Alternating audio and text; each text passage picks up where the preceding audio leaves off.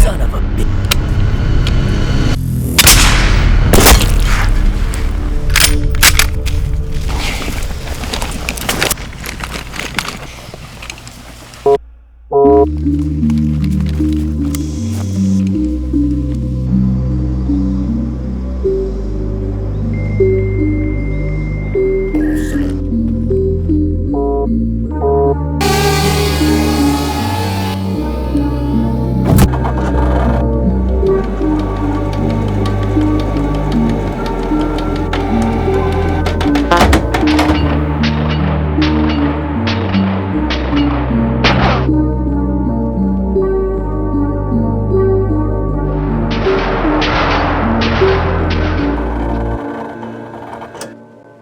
Welcome back, Agent 12, and congratulations on another successful acquisition. Every mission, no matter how small, is essential to Birch and protecting the Greater Omni-Plane. Is there a reason we're using terminal harvest, the riskiest method of all, over any of the other approved methods? I understand you're concerned about the stability impact of your last mission.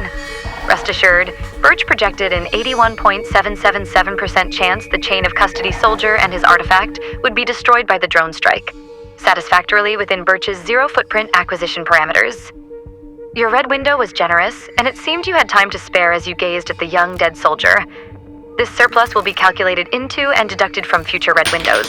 With all due respect, zero footprint my ass. Here's the memory card we recovered from the drone, because it was recording on board and saw everything. A secret, trans-dimensional agency tampering with events. This should have been taken into account. This is why terminal harvest is too risky and why I plan my own Thank you for your feedback. Birch will further review this incident for quality and training purposes. This concludes your internal investigation. You performed your duties without question, your health has been restored, and now there's just the matter of Officer Orange's report. Is there anything else you'd like to disclose before we get into it? Statement is conclusive, nothing to add. Well, you'll be pleased that Officer Orange gave you the full clear, and even remarked that there is, quote, none he's encountered with greater resolve and dedication to Birch and protecting the Greater Omni-Plane. He even suggested a reward for your work, a 5-minute interaction with your personal artifacts. The Birch Safety Branch approves of this as long as it doesn't distract you from your objectives. Now, onto the artifact you recovered. I'm sure you're aware the multinational mass adoption of a bullpup platform is extremely rare, a near black swan. In the dimension you recovered from, NATO fully adopted the VHS Mark II across all participating nations, making it the first bullpup, the first short-stroke gas piston, and first polymer-bodied combat rifle to see such mass adoption. And truthfully, it's been quite successful over the last 10 years. Your investigation is to discover why it's been successful, when many other dimensions have opted for bigger, unwieldy weapons, such as the XM7. Good luck, Agent 12. For the Greater Omni-Plane. And please file your full report on the Cub concept soon. We're eager to hear your impressions. File that in a timely manner. Please enjoy the messages from these valuable partners. Those caught not enjoying will be subject to reintegration. If it cooks, it books. Clinch victory over your normie visioned adversaries with DNT Optics Thermal and Night Vision Optics. Enjoy vision superiority with the 635R Therm Night with both thermal and night vision capabilities, plus a ballistic calculator and rangefinder, all packed into a single optic. It's like a tiny pocket dimension full of fun. DNT, promoting body positivity day or night. We couldn't impose our will on the Greater Omni-Plane without our partners at Reap Weaponries. Support Big Bullpup and live out your practical sci-fi fantasies with their AR-15 conversion kits. The limit is your imagination. Who said ARs and subjugation had to be boring? Use code CELLS or the link in the description to support the efforts of Birch in your dimension and across the Greater Omni-Plane. Reap Weaponries, a cursed layout for a doomed world. Global Ordnance is our munitions partner, providing M193-556 ammo for this investigation. Global Ordnance, ammo in every caliber, in every dimension. And XTAR USA, makers of fun, lightweight, reliable, and affordable polymers, available in 9mm, 45 ACP, and 10mm auto. And don't forget to pick up some Glock 17 mags for an incredible price. You'll adore your XTAR polymers, we guarantee it. Those not enjoying their XR polymers will be subject to reintegration. Thank you for your time, and may this help you better serve the Greater Omni-Plane. Congratulations on passing your internal investigation. Honestly, I don't know how we did it, other than Orange must have felt some pressure and pulled some strings. Shall we begin our dive into the VHS-2 and Hellion? NATO adopting the VHS-2? Yeah, let's get into it. The VHS-2, developed by HS Product of Croatia, has been a standard service rifle for Croatia since 2013 in the Prime Dimension. This is rare company in the Prime Dimension. The only other service bullpup adoptions being the Steyr AUG by Austria, Australia, and Ireland, the L85 and its variants by the United Kingdom, the QBZ-95 by China, the SAR-21 by Singapore, the Tavor TAR-21NX-95 by Israel, and the FAMAS F1/G2 by France. The FAMAS is a fascinating service rifle and feels like the spiritual predecessor to the VHS. Unfortunately, it and many other service bullpups are either retired or on their way out. The VHS-2 looks like it'll soldier on. Correct. None of these countries exclusively service their bullpup, oftentimes accompanied by rifles like the M4. Israel and Great Britain are both phasing out their bullpups as a standard service weapon. But in the case of Croatia, the VHS-2 is currently their primary combat rifle, and looks to stay that way. This isn't just for practicality, but an important landmark for the country after their departure from Yugoslavia, and later being accepted into the North Atlantic Treaty Organization. After their war for independence in the 1990s, Croatia sought to domestically produce their own rifle to replace the AK pattern rifles currently serving. This would both establish independence and adopt the NATO standard 5.56 cartridge. HS Product, known as IM Metal at the time, had gained recognition for their HS-2000 pistol, known in the US as the Springfield XD. They finally obtained the capital to pursue a rifle project, but lacked the engineering experience, so they started by developing bullpup variants of the AK, experimenting with various recoil mechanisms, safety systems, and production methods, but eventually left the AK-based foundation in pursuit of a 5.56 platform for other recoil mechanism options and cartridge compatibility with NATO. Broad development lasted nearly 2 decades, with massive overhauls and redesigns, but the final result was the Višenamjenska Hrvatska Strojnica Dugi, or multifunctional Croatia machine gun long variant. The VHSD greatly resembled the French FAMAS, with its bullpup design and integrated carry handle. The design featured a high-strength polymer body, short-stroke gas piston system, and could utilize both STANAG or G36 pattern 5.56 magazines with an adapter, as the G36 was also in use with Croatian Special Forces and military police. These rifles were serviced in the late 2000s and utilized in Afghanistan, making them one of the few modern combat-tested bullpups in the world. Though not perfect, the gun proved extremely reliable in testing, reporting a 50,000 round test without any major parts failures. The VHS-2 was introduced in 2013. Improvements include an adjustable stock, an interchangeable handguard, a more conventional fire selector, and a truly ambidextrous design.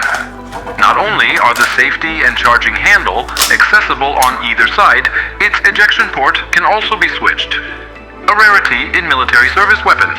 If I'm not mistaken, this is one of only 3 adopted service rifles that features a reversible ejection port that can be done in the field without extra parts or special tools. The Tavor, for instance, requires a left-hand specific bolt change, and they recommend you get the headspace checked afterward. But in the VHS, you can remove the recoil mechanism with 1 pin, the firing pin and cam pin with a bullet tip, and then the bolt can be rotated to a left eject position, reassembled, just switch the dust cover and lock it on the right side, and you're done. The FAMAS is a bit more complex, swapping ejectors and keeping track of tiny springs and pins. Not really field-worthy, but toolless, potentially. And the ARX-160 by Beretta, it's literally just a button press. Hopefully we can test one of those one day. After the introduction of the VHS-2 is where timelines diverge.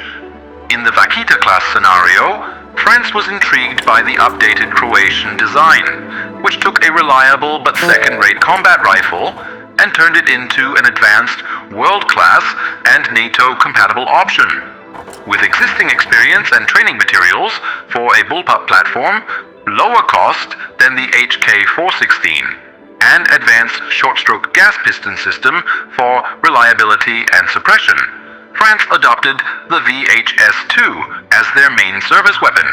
So it went from Croatia's FAMAS to France's Croatian FAMAS.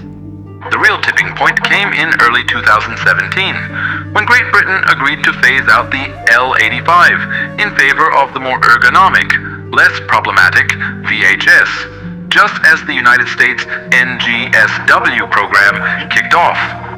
Original parameters dictated a 6.8 caliber round to defeat cover and level 4 body armor, and in 2022, the military was prepared to select the 6-hour M7, same as the prime timeline. But after extensive reports were released of soldiers struggling to maintain accurate and suppressive fire and the greatly reduced ammo loadout, things started to change. They actually started to listen. The weapon's immense weight and front-heavy balance when equipped with a suppressor, a full 20-round mag, and the Vortex XM157 totaled nearly 15 pounds. And the rapid wear on internal parts with the 80,000 psi Fury rounds was concerning, so the NGSW program was paused and re-evaluated. The VHS-2 was evaluated and praised for its light recoil, excellent balance, ambidextrous features, and suppressed performance, and in 2024 was adopted by the US military as the XM5 to serve alongside of, but eventually replace the M4. So I guess the real question is the VHS-2 really a worthy combat rifle, or was it just bandwagon syndrome among NATO allies?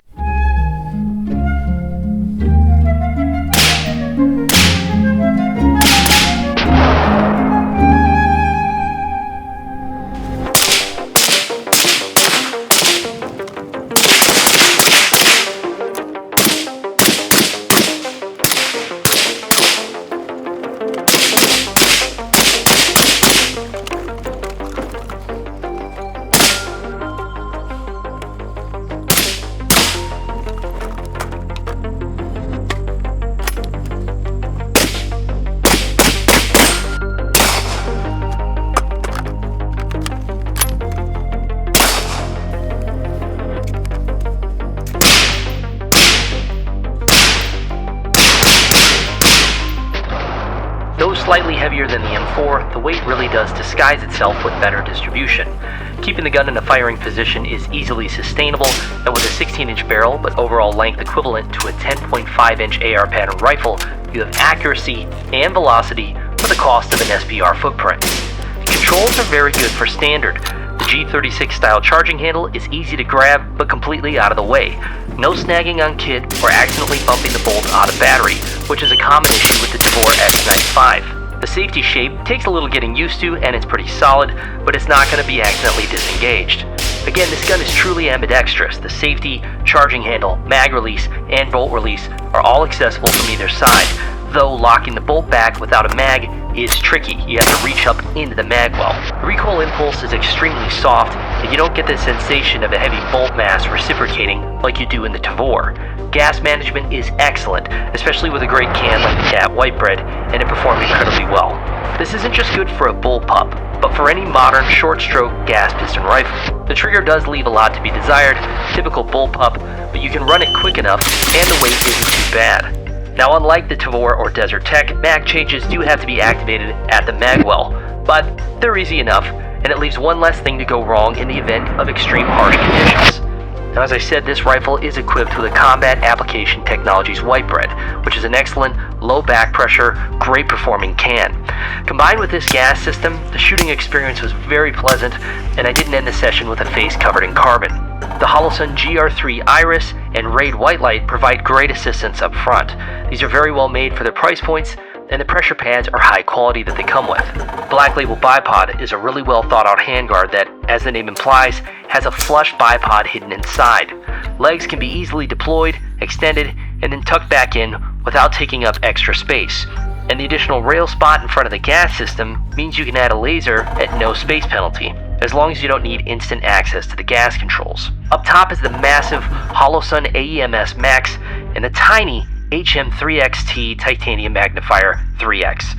The window on the Max is enormous, giving it a huge field of view. Transparent protective caps ensure the dot stays clean, and the solar power keeps the lights on. The magnifier is light, short, solid. It does a great job of getting out of the way, and is pretty much invisible when you're not using it. The Lunartech Design's flared magwell and extended bolt release make mag changes easier, especially with the extra surface area of the bolt catch.